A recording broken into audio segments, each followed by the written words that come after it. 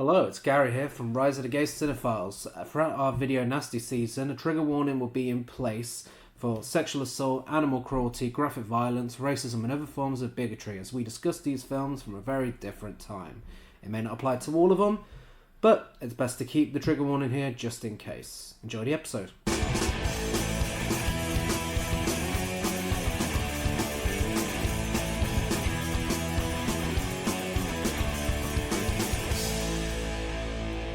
Hello and welcome to Rise of the Gay Cinephiles, the show where we, two gay cinephiles who watch way too many films, discuss various themes and eras of cinema. I'm Gary. And I'm Chris. And for this season we're still discussing all 72 films from the Video Nasty DPP List in alphabetical order.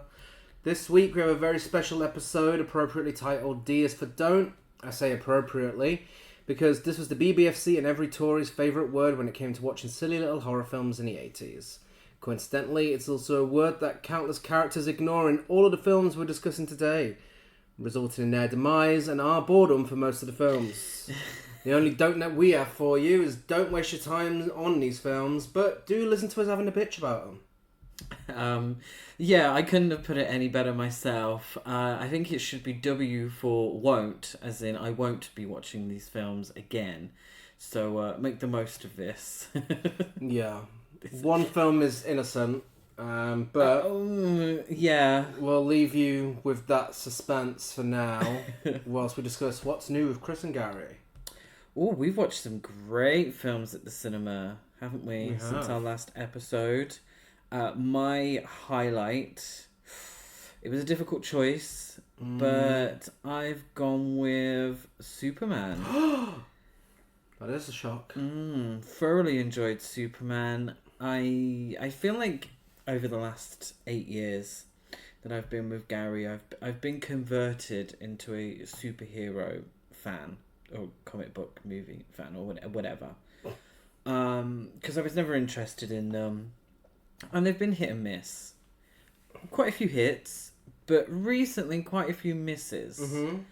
There's a few that we were like, oh, I can't be bothered watching that, particularly from the DCU. Yeah. So I didn't have the highest hopes, even though I really enjoyed the Suicide Squad. I didn't have the highest hopes for Superman. Went into it. And it's a really fun film. It feels like a classic Hollywood blockbuster. Yeah. It feels very much like an old school Superman film. Really likeable characters, great message that I was fully on board with. It wasn't afraid to be political, and I like that. I mean, you bring in something new to the table, and it did it really well. As is with a lot of comic book films, yeah, it was a little cheesy at times, but I had a lot of fun with it. I had a real blast. Yeah, and it was very nearly mine. It was very close. I completely agree with all of the above. I think it is a fantastic and very exciting start to James Gunn's DCU. Actually gives me a bit of faith in it now after skipping the last few films. But mine is less cheery, less optimistic, a lot more downbeat. It is Bring Her Back. My second favourite film of the year so far. Honestly, it's quite appropriate that we discussed Cannibal Holocaust on last week's episode, because I spoke about how it was a film that made me uncomfortable, one of the few films that actually disturbs me, and then we went to see Bring Her Back straight after, and that fell straight into that same category. But so did Talk to Me. So these directors, they really have a habit of making really fucking scary and disturbing films about serious things and delivering fantastic themes and giving us a stellar, 10 out of 10 performance from Sally Hawkins. Yeah, fantastic. Who really deserves some attention at the Oscars next year. Whether she'll get it or not, who knows? But for me, this is up there with the Toni Collette Hereditary performance. There were scenes in the film where I was genuinely quite disturbed. Now, I'm not one that's easily disturbed. You know, I've watched a fair few horror films in my time. We're literally going through the video nasties. FYI, this would have been on the list back in the day. It would have been, yes. So I'm not saying I'm completely devoid of any emotion when it comes to films, but it takes a lot to really affect me. And this film really affected me. Bring Her Back. And some of the effects and some of the gore was genuinely disgusting. Mm-hmm. And it was meant to be. Highly recommend. Anyone who's listening to this episode because they enjoy the video nasties, they love horror films, they love being, number one, grossed out, but number two, horrified by horror films, you've already seen it.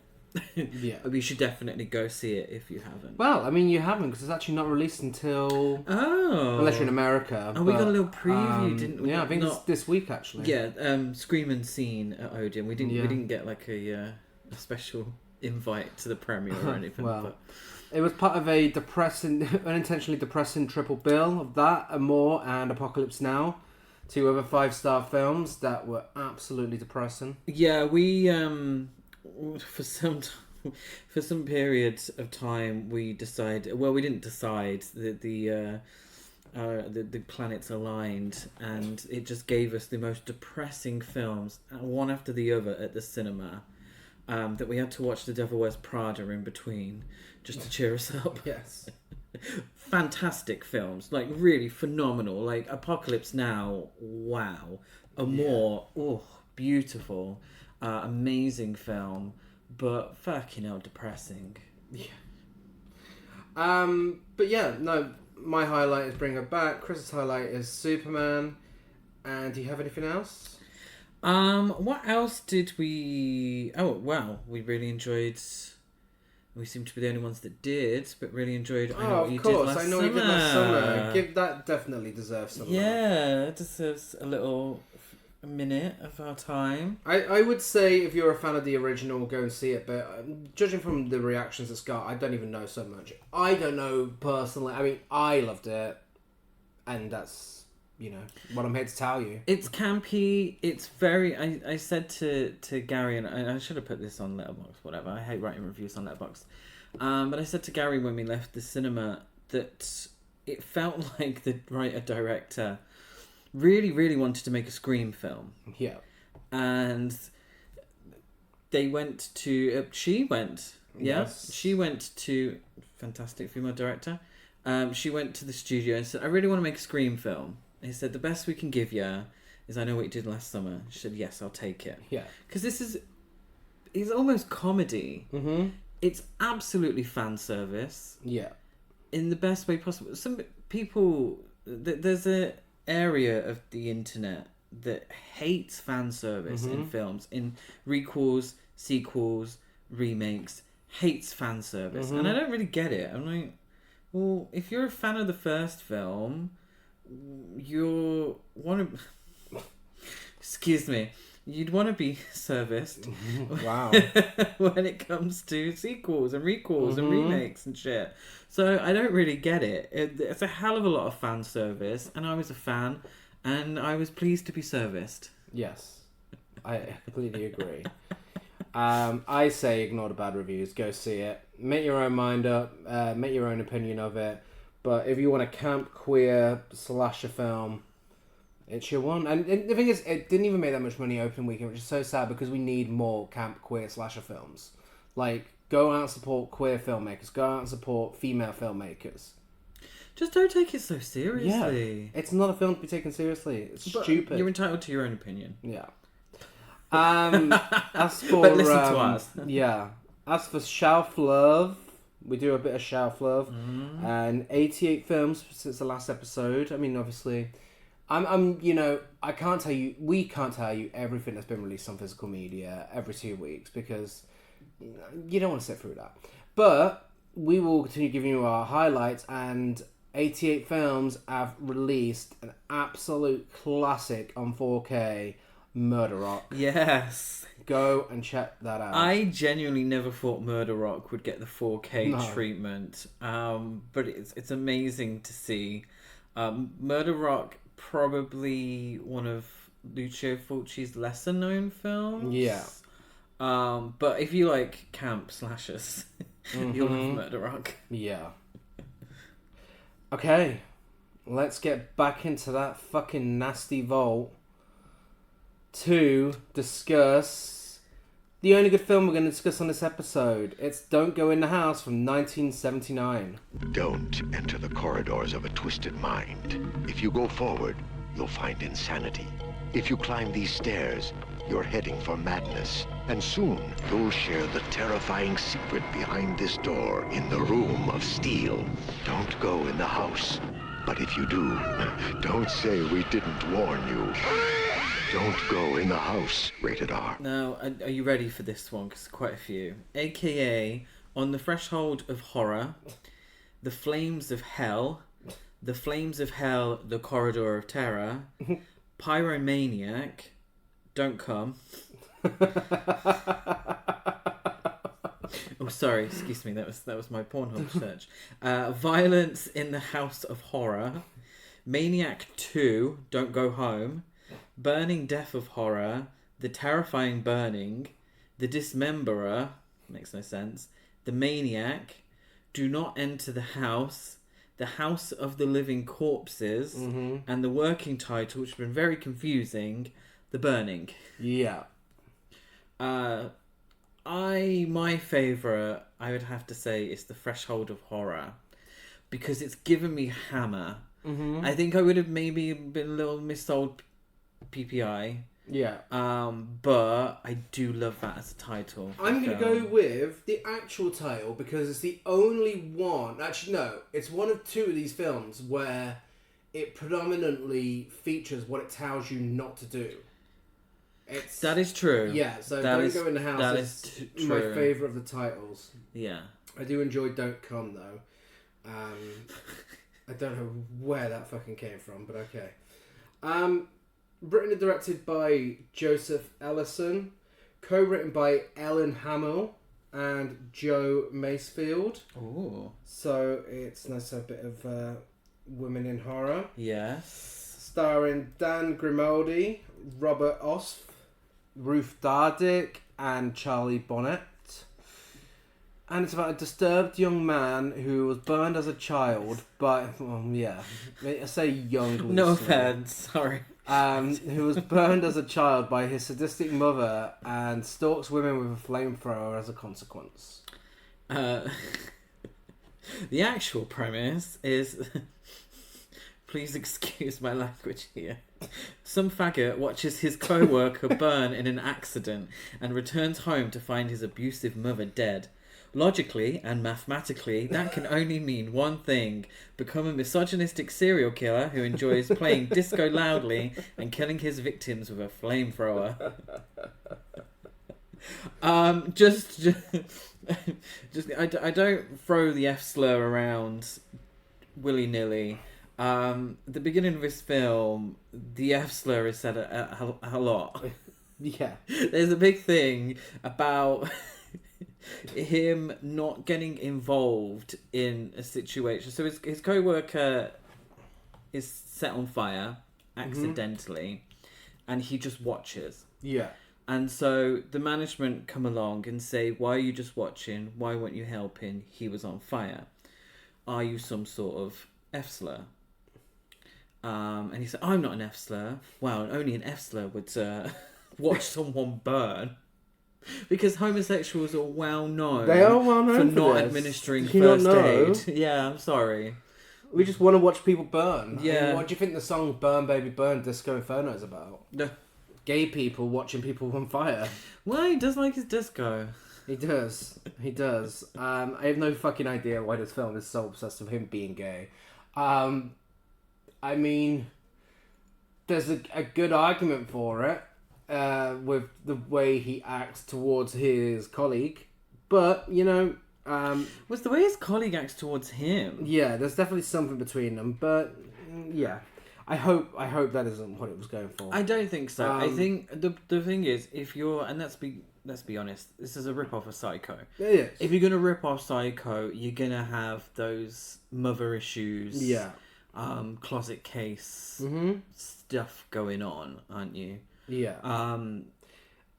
I mean, Dan Grimaldi, who plays the lead actor, he didn't have to audition for the part because he was actually the lead in an off-Broadway play titled Mama's Little Angels.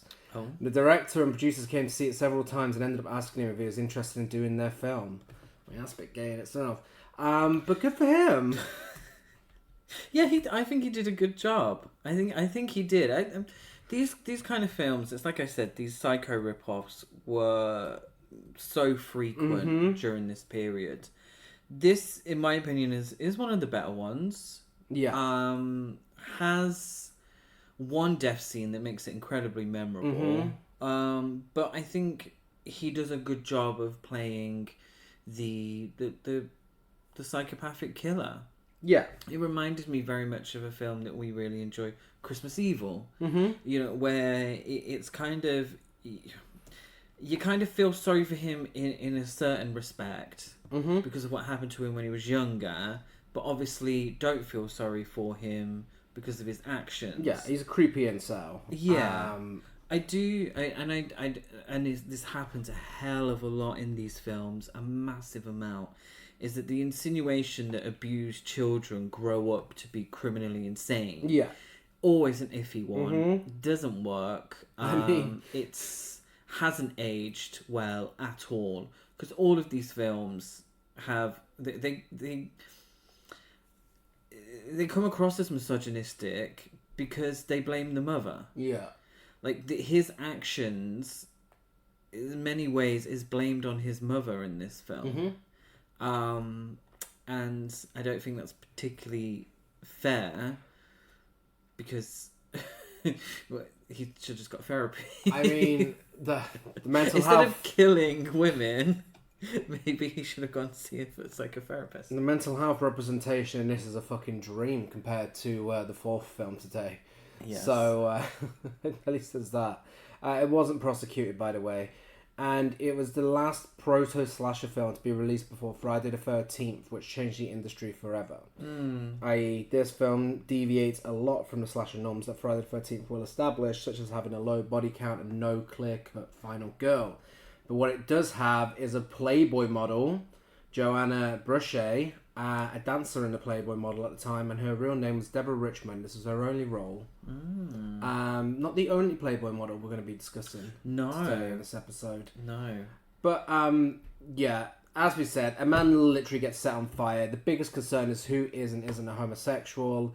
And then quickly after this, we realise it's Psycho, but with fire. The killer's mum's ghost tells him what he can do now that she's dead. It says that he can do whatever he wants to do. So he decides to listen to disco music. Yes. I can't help but wonder, was disco something that guaranteed you a place on the Video Nasties list? Because every fucking film we've discussed recently has had disco music in. If that's true, then Prom Night would have been at the top of the Video Nasties It was on list. the Section 3 list. There we go. So, yeah, apparently disco music is just as bad as all of the other atrocities committed in these films. What about Can't Stop the Music? Should have been a Video Nasty. Yeah, I mean, one thing that crossed my mind a lot throughout was, come on, girlies. This man isn't even that attractive, and he has absolutely no fashion sense. Can you stop going places with him, please? Like, what was drawing these girls in? But they didn't go to have sex. But they trusted him far too much, regardless. Gary only trusts attractive people. Well, good luck with that one. I mean, he looks creepy. Very unfortunate for the actor, but, you know. Highlights of the film, without spoilers, include a very bitchy gay man selling him an outfit for him to go to the disco. And he's like, oh, that wild look is so passé. I love that because the gay guy dressed him, he sets a woman's wig on fire. Yes, a woman's wig is set on fire in the middle of the club. But it's that awkward thing where I don't know if it was an editing choice, but she's on fire. Well, her wig is. But everyone around is like not noticing that she's up. It's like, I kind of feel like I would notice, or someone would scream out or shout, or you would hear her screaming, but everyone is still dancing, like as he's running out. And I quite like the ending as well. It goes quite surreal. I really like the ending. Yeah. I also think it has a very good soundtrack. Nothing new with these films. Although we will stray away from that a little bit today. I think the cinematography is really gritty and eerie. Yeah. I think the suit is really creepy. The fire suit that he wears. Very creepy. I actually genuinely really enjoy this film. I think it's grubby, it's nasty, it's sleazy, and it's unsettling, but in all of the ways that the director intended. Yeah, I said at the top of the episode that I won't watch them again, but I did that mainly for the joke. This is the one that I would watch again. Yeah. And I think I'm also glad that it was co-written by a woman as well, especially given the subject matter and how much it deals with his relationship with women. And I mean, I feel like it saves it a little bit from being completely misogynistic. 'Cause I think there are hints of misogyny in there. But at the end of the day, we're not supposed to like this guy. No. We're not supposed to like him. And I don't even know. I mean, there are moments where there is an argument for, you know, having a bit of sympathy for him. But at the same time, his actions are so horrific. And with something that happens in the ending that I don't want to spoil, I think it kind of deals with that and his blaming of his mum for his issues. But again, I don't want to go too much into spoilers, but we did in our full episode we did on the film. I may have raised the point now. I'm not sure. But yeah, I recommend. This is the only film from this episode I will recommend. Yes, definitely. It has an IMDb rating of 5.6 out of 10. Letterboxd rating of 3.1 out of 5. And my rating is 4 out of 5. My rating's 3 out of 5, which may seem a little low, but for the Video Nasties, that's pretty high. Wow. So I would recommend. Did it deserve to be on the list, and why do we think it's on the list? And what's your best death in your pinup? My best death is that initial fire death. Yeah, definitely. My pinup, if you have one. I suppose his friend in the right lighting. Yeah, I don't have many for this episode. Yeah, I'm not gonna lie. No offense to them, but yeah, there's not really a pin-up. Yeah. It's on the list because of the nudity and the violence. It's that initial. It's most famous for one kill, and the kill involves nudity and murder. Mm-hmm. So that got it on the list. Yeah, definitely. I don't think it deserves to be on there though. No, it's just a dark character study. That also happens to double as a slasher film. Yeah. Next up, the only film on this episode to be prosecuted, which is fucking wild. It's Don't Go in the Woods Alone, 1981. You can run. It will catch you. You can hide. It will find you. After that, you won't see the forest for the screams. Don't go in the woods. It's not just a warning. It's the only way to stay alive. AKA The Forest 2, Danger in the Forest, The Forest Killer, Excursion into Horror, Forest of Dark Beasts, Don't Look Back, Shadow of the Creeping Killer, and, well, it's also known as Don't Go in the Woods and Don't Go in the Woods Alone.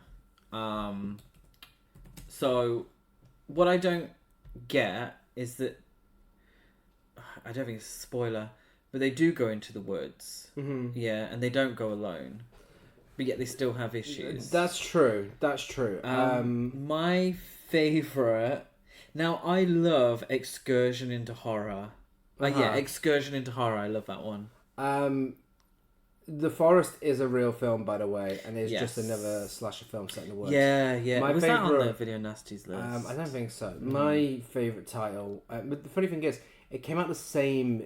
Did it come out the same year? Was it the year after this?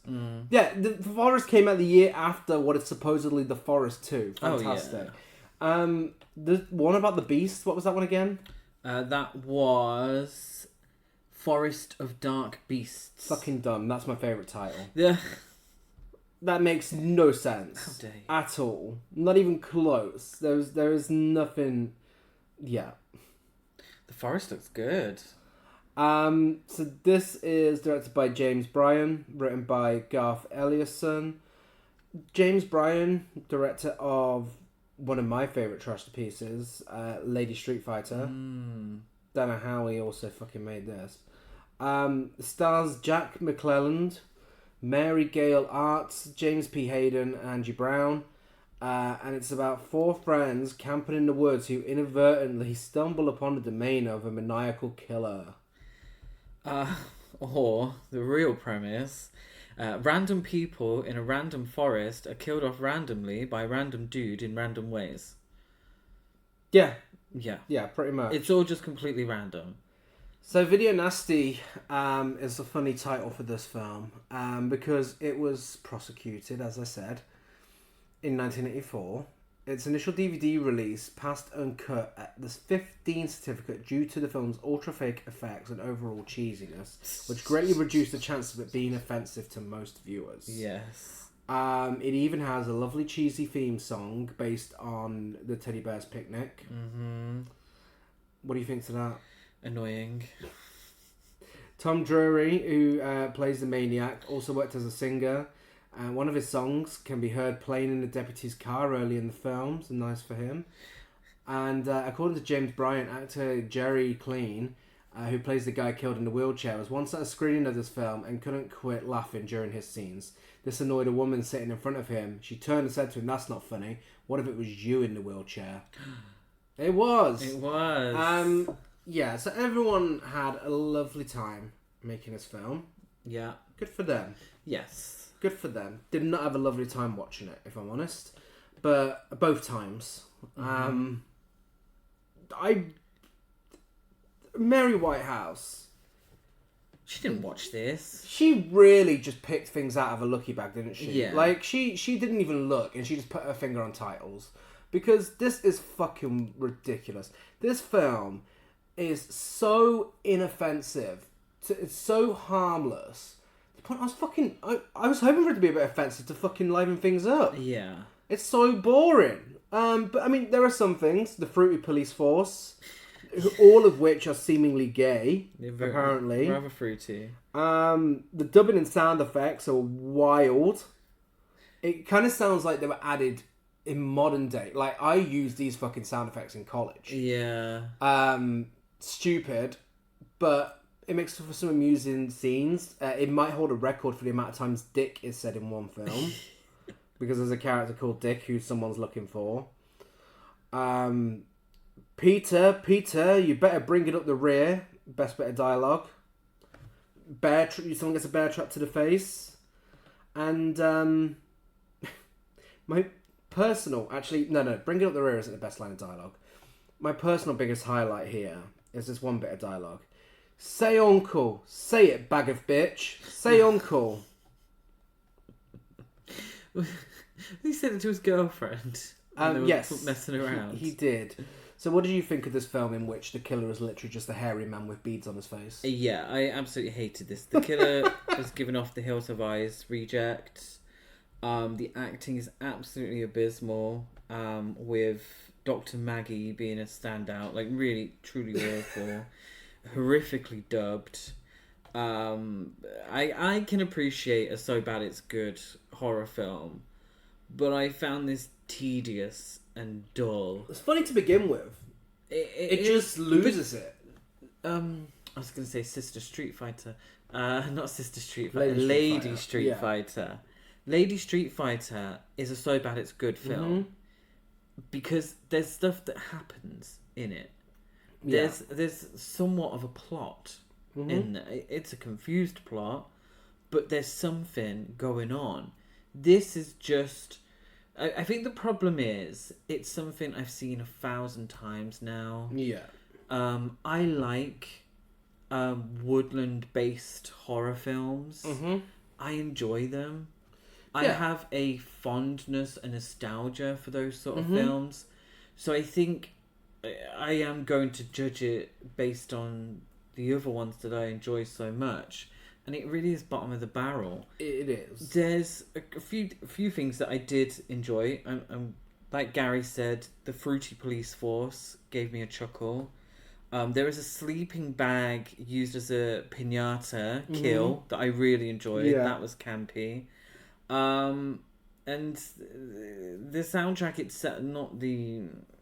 if you go into the woods one, the soundtrack itself, I like that kind of electronic thing. Yeah. I quite like that. Yeah. However bad it probably actually is, you know. I just didn't vibe with it. I just didn't vibe with it at all. It's just another Friday the 13th ripoff. Yeah. There's so many of them, and this is just one of the more forgettable ones. Yeah, this is just one of the forgettable. I think there's a lot of them on the Video Nasties list. So when you compare it to the others, it is probably the worst. Yeah. Foresty, tree based. Like, is it a forest or is it woods? Which one is it? I'd call it a forest. Yeah. Yeah. But I mean, wilderness. Should we say wilderness? Yeah. But yeah, no, it's not good. Especially the third act, which drags on for so fucking long. And there's so many fucking random characters in the woods because they've got to build up a big kill count to go with what Friday the 13th was doing. There's just so many random characters and then just boring people doing boring things. Yeah. It's no. I know. I'm asking for character development in a throwaway woodlands slasher film. I get it. But there's just a little smidge. Just a little something. Yeah. Just a little something about some of these characters. One of them is just painting. That's my favourite of the deaths. Yeah. I think it was really cunty, actually. Just painting in the woods just and then happens to get murdered. Splattered all over the paintboard. Yeah, my favourite is the piñata. I did enjoy that. I did enjoy that. It's given Friday the 13th remake. Yeah. Just not over a fire. But yeah, I mean, really, there's not a lot that can be said about it. There's not really. I appreciate the fact that it's just a bunch of friends getting together and making a film. I think that's really charming, and I'm happy that they did it and that it has some fans out there. I'm just not one of them. Yeah, it's just not my thing. I didn't vibe with it. But it is your thing, though. That's the problem. Oh, they didn't do it the best. They didn't do it as good as they could. It's just completely random, and it bored me because of it. Cause it's just, I'm not invested in this. But yeah. The IMDb rating is 3.8 out of 10. The Letterboxd rating is 2.3 out of 5. My rating is 1.5 out of 5. I give it 1 out of 5. Deputy Benson I found was quite attractive. He was the fruitiest of the police officers. Peter ends up shirtless by the end. That's true. And he's in quite good shape as well, so appreciated that. But I'm going to go with Deputy Benson. Yeah. Yeah, I liked a bit of the deputy. The funniest question for this episode, did this deserve to be on the list and why do we think it's on there? I don't know. I actually don't know what they were thinking with this one. It's general slasher fare. The fact that he was actually prosecuting as well, that is bizarre. But it all looks so cheap. Yeah. It's so amateur that even in the 80s, was it not like, no, this looks so cheap and silly and stupid. Like, and there is a decapitation, but it doesn't look good. Nothing in this film looks realistic at all. It's just Tories making fools of themselves. as always. So well done. You look like a twat. The... And not as a compliment. So, what warning have we got next? Oh, here we go. One of the top 5 worst films I've ever seen. Don't Go Near the Park from 1979. The gruesome reality, more shocking than your most horrifying nightmares. There is no escape from the supernatural beings that stalk your soul. Beware, you have been warned. Keep out. This park is not for play. Don't go near the park. Coming soon. Rated R. AKA Curse of the Living Dead. Do not bring the living dead into this, thank you. Night Stalker. Park of Darkness. The Curse of the Depths of Time. The Curse of Eternal Life. The Hill of the Living Dead. Refuge from Evil. Satanic Superstition. Do Not Approach the Park. Sanctuary for Evil. Can I just say, Do Not Approach the Park. I love that title. Do Not Approach the Park. Yeah. It makes no sense, as we'll find out. So I'm probably going to go with The Curse of the Depths of Time.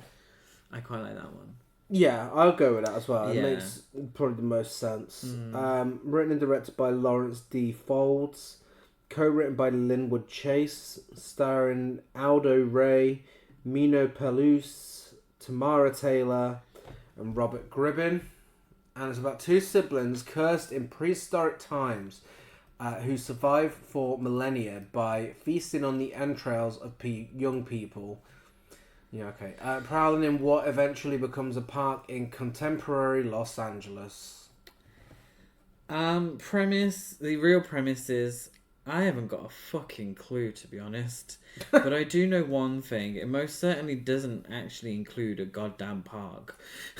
This is true. It wasn't prosecuted. No. I'm going to give you a quote from Scream Queen legend Linnea Quigley, who gets her debut role in this film.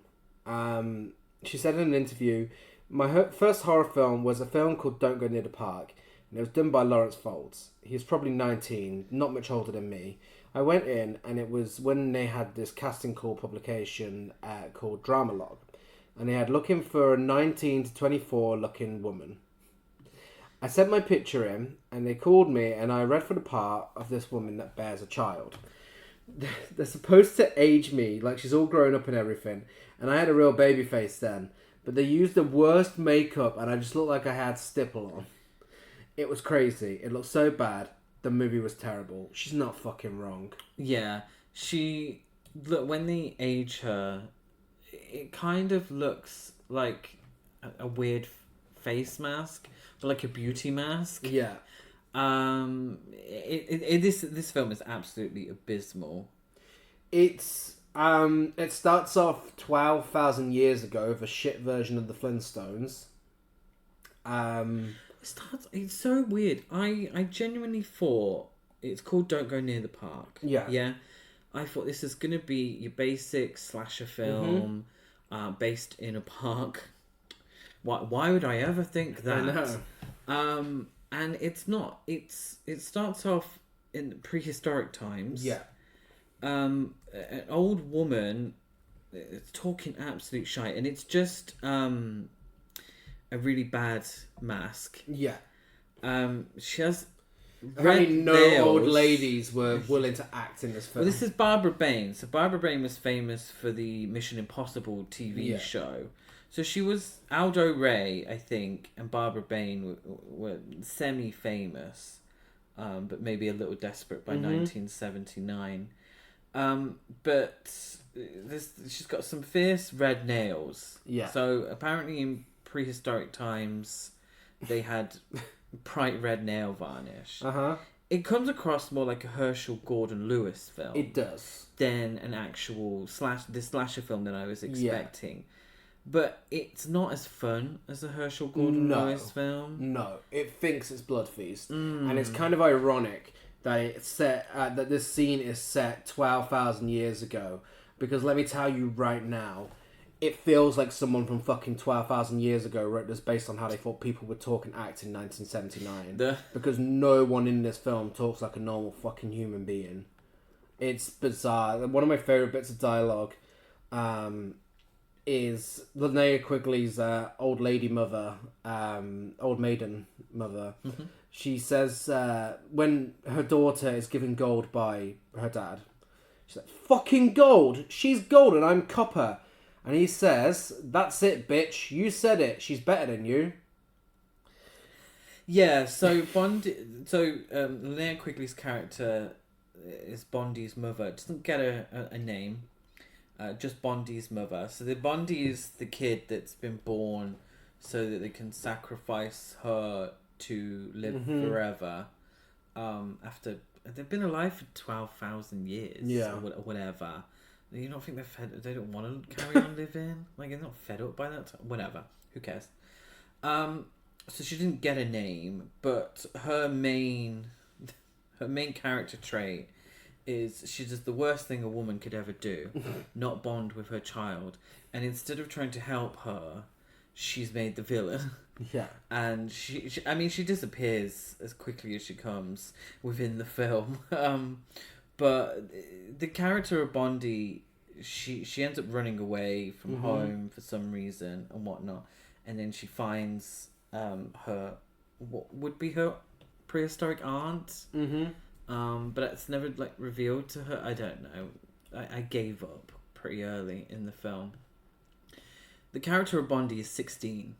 Yeah, it's her 16th birthday. Now, her being 16 has no bearings on the film whatsoever. It's her virginity that is important in terms of her being sacrificed.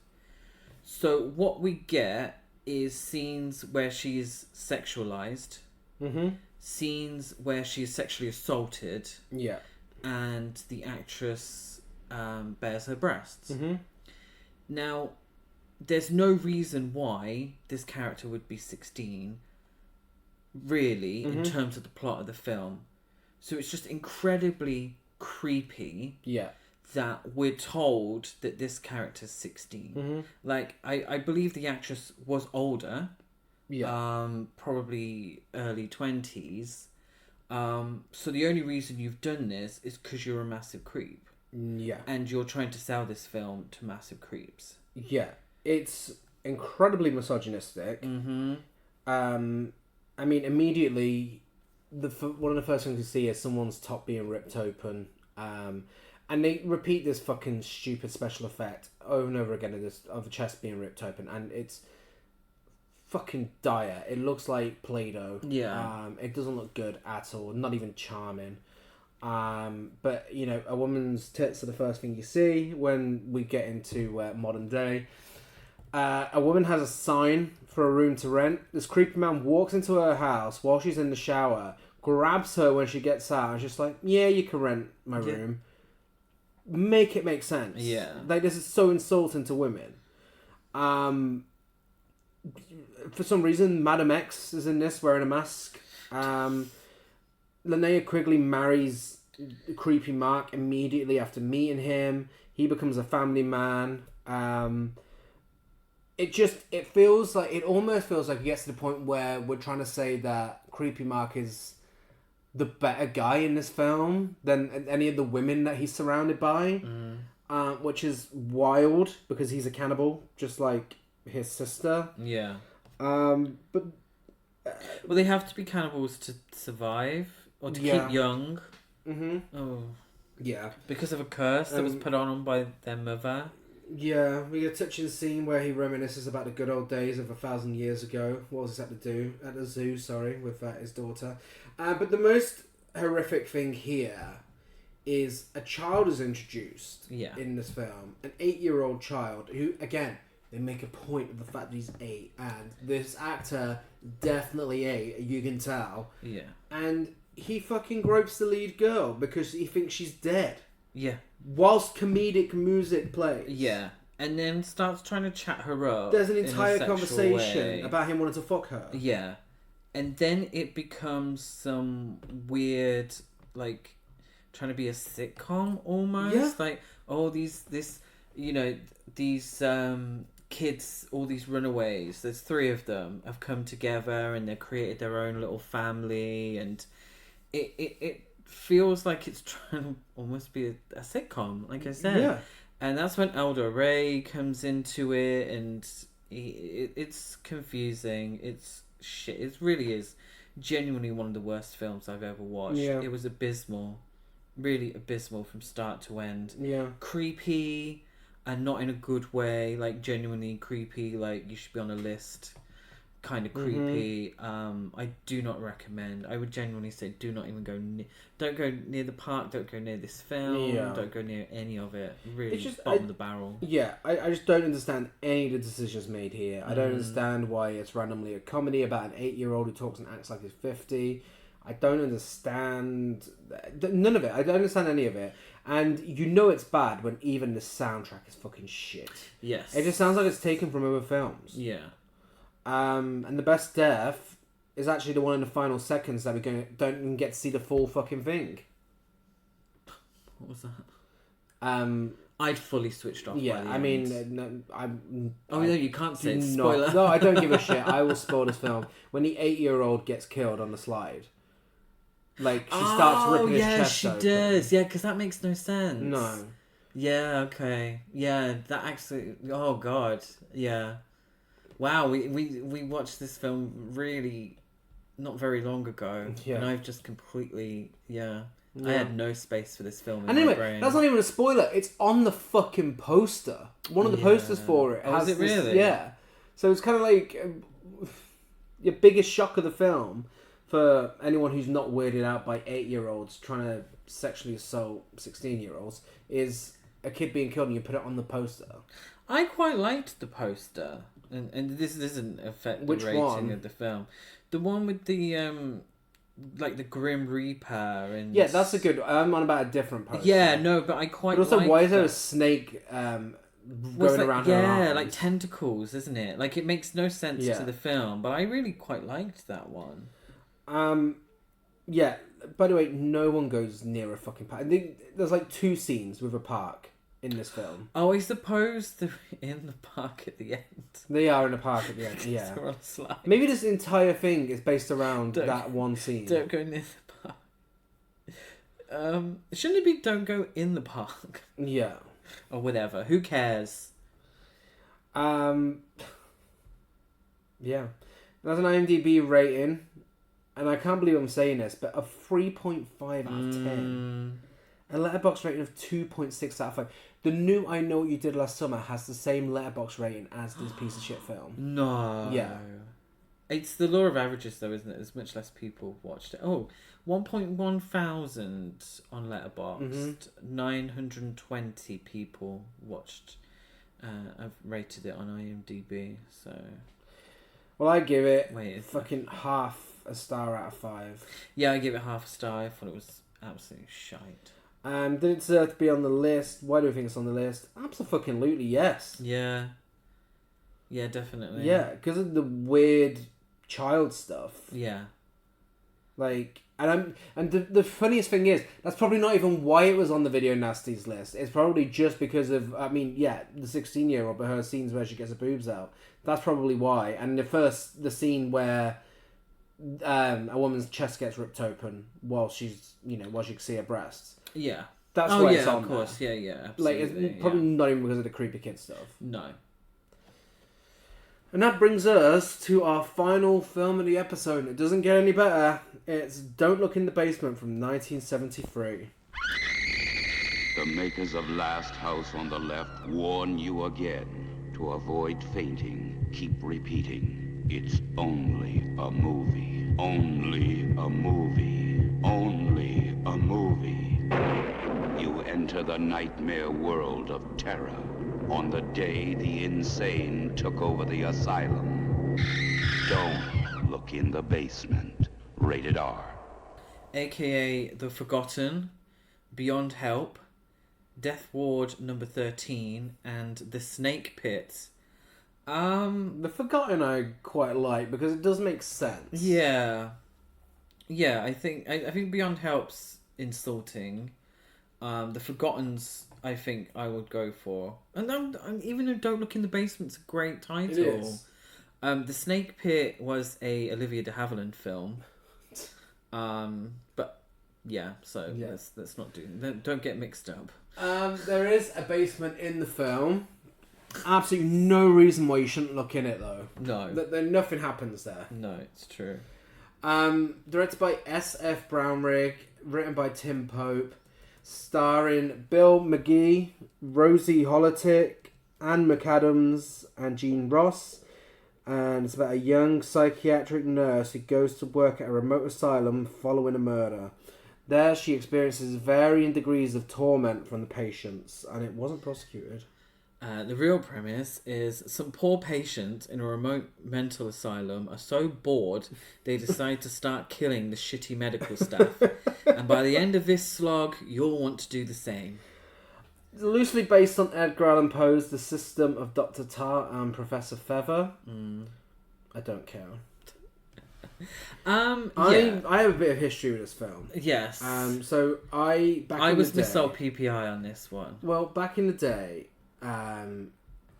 especially around Halloween time, but I mean all year round, I would go to CX and get the 25p/50p DVDs, you know, back before inflation. Old school. And this was one of them, but it was around the same time when Poundland would do a lot of horror films for £1 on DVD, a lot of hardcore ones, a lot of random ones. This was also in there as well. And I remember watching it back in the day. I remember being a lot more entertained by it than I was this time. Particularly, I loved the older lady, played by Rhea McAdams, Mrs. Callingham. I always thought she was hilarious. Not intending to be, no. But she's so charming with her camp but completely awful performance. Constantly telling this fucking lead character that she's in danger and being ignored every single time. Yes. She has her tongue cut out and it makes her even more camp. I love her. She is the biggest highlight of this film and the reason it doesn't get half a star. But I remember being entertained. I'd watched it a couple of times. Maybe I was just riding the high of owning more horror films on DVD. Who fucking knows? Because I don't know what I fucking watched. It wasn't this, because this is fucking awful. Well, it has a real gritty feeling to it, which the Texas Chainsaw Massacre perfected. Yeah. Reminded me of Axe, Lisa, that kind of feeling, that rural American horror. Which I quite like. I like that feeling. Being out in the middle of nowhere kind of horror flick. But that's where it ends for me. Yeah. Like Gary said, you know, the performance of the older woman is definitely a highlight. But it's trying to touch, and I don't know if it's a deliberate thing, and I think it is actually a deliberate thing, it just doesn't do it very well. It touches on the themes of differing psychiatric methods, but doesn't actually come to a conclusion. No. Because what it actually is quite insulting to the patients. Yeah.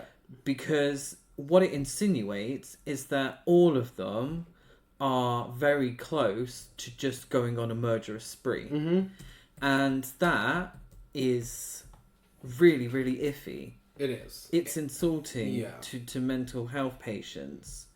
What the film is, incredibly dull, it's just a series of vignettes with patients in their different rooms. So it's kind of a bit like, say it's the Big Brother house, and you have a camera in each room. Yeah. And you're there and you're sort of like, oh, okay, let's see what so-and-so's up to in this room. Okay. Let's go to the other room. Let's see what's happening. And then you go to another room. And it's just these little scenes. And they're very repetitive. One of the patients, her mental illness means that she comes on to every man that she sees. And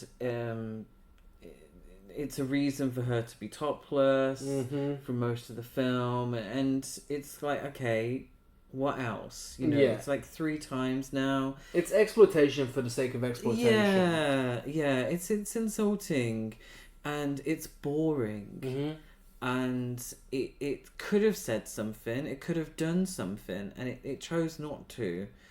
I didn't enjoy it. It was very repetitive. Doesn't go anywhere for the most part. One a letterboxed review. Her name is Isa. She says that maybe Dr. Stevens should have believed in the doctor-patient relationship and locked some doors. It's true. Like, lock some doors. Yeah, this is literally 90 minutes of people walking around a house, going in each other's rooms and screaming at each other. Yeah. That is literally it. It is the most 70s look at people with mental illnesses. It's so offensive. Oh, sorry. I was just going to say, Dr. Stevens has said like 1,000 times. Yes. It is quite amusing though when it starts and the inmates murder some members of staff and Playboy model cunty super nanny shows up. So you guys are in a crisis. I'm on my way. Yes. I do love the fact that she was and definitely looks like a Playboy model. Yeah. What I also really enjoy is that she plays the nurse, obviously, but she keeps having a go at the patients for making her jump. But they jump literally by just existing. Like, they don't scream, they don't shout, they don't physically jump at her. She literally just sees them in a room and goes, oh, you made me jump. Stop doing that. It's like, what? Yeah. It's just like existing. Yeah. The twist is genuinely the best thing about the film. Yeah. Because the first time I watched it, it was the most memorable thing about it for me. It genuinely surprised me. I actually didn't see it coming. It ends on a little bit of a high when it all sort of comes to an end, to a fruition. Yeah. Yeah, when it ends. When it ends. I mean, it is insulting, but if you sort of forget what the connotations of it, it's a pretty cool ending. But overall, it's very disappointing. But there's a pin-up though. The telephone man. The telephone man with the moustache. Yes. And the best death is the whatever that fucking thing that looks like a cocktail umbrella is to the eye. Yeah, what? No, meat thermometer. That's a meat thermometer. Yeah, it was pretty good. Yeah. I also loved that during the end credits, it brought up all of the actors and it had their names. Yeah. And it did it, you know, like the end of Predator, when it's like a sitcom opening. But it did that, but with all of the corpses. Yeah. I really enjoyed that. Has an IMDb rating of 4.9 out of 10. Somehow has a sequel and is getting a remake. And the sequel is like proper like about the surviving character apparently of this film. Oh. In 2015, who the fuck asked for that?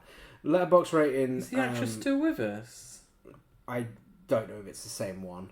I would assume not. Is it Jennifer? Her name Jennifer. Harriet Warren. Dr. Stevens, isn't it? Dr. Stevens was the one that was killed. Oh yeah. I don't know, but Whatever. It has the same letterbox rating as the last film. So again, the same letterbox rating as I Know What You Did Last Summer. 2.6 out of 5. I give it a 1 out of 5. I give it a 1 out of 5. Did this deserve to be on the list, and why do we think it's on the list? I don't see why it was on the list. There's a little bit of nudity, and there's a few murders, but they're not really gratuitous or over the top. I don't get why it was. Yeah. I think maybe the fact that the marketing and advertising really played up the connection with Last House on the Left. That's true. Which was a massive video nasty, Yeah. a huge no-no, and they hated Last House on the Left. So I think that relationship maybe was why Don't Look in the Basement was on the list. Because it's really tame compared to a lot of the other films. It's a lot older than a lot of the films as well. So I think maybe that's just why. Yeah, it doesn't need to be on there. But also, people don't really need to watch it because representation like this belongs in the past. And it's not even about separating out from us. It's not even about looking at it as a product of its time either. Because even if you do that, you still got a boring film on your hands. Yeah, because it doesn't say anything with it. Yeah. It could have said something, and you could have overlooked the iffier aspects of it, but it doesn't say anything. It doesn't do anything when it could have. So really, it's just flat. Yeah. So that concludes our films for this day's episode, and for That Could Have Been a Nasty, a modern film that would have made it onto the list. I'm sticking with the don'ts, and I'm saying Don't Breathe, because I'm pretty certain a film where a man gets a baster full of ejaculation shoved into his mouth would definitely be on the list. That is very true. I went with Grindhouse. Yes. Because Edgar Wright trailer is obviously part of Grindhouse and plays on the don't, but also so many of the video nasties with Grindhouse films. You can find us on all social media by searching the name of the podcast, and if you could go give us a rate, review, and subscribe wherever you listen to this, we would be very grateful. Next week, we don't have a theme. We're just back to those A to Zs of the video nasties. Well, the theme is the video nasties, but as in, last week we had C is for Cannibals. This week we've got D is for Don't. Next week we have The Dawn That Dripped Blood, The Driller Killer, Eaten Alive, The Evil Dead, and Evil Speak. Wow, how exciting. I know. At least we have The Evil Dead. I'm only joking. I actually like all of these films apart from Driller Killer, so... But we haven't watched it in a while. I think That's it might true. be one of those things, because not so long ago you told me to look forward to Don't Look in the Basement. That's true. Maybe it'll change. And the only way to find out is to tune back in when we're at the same time, in the same place, with more nasties in 2 weeks' time. Bye.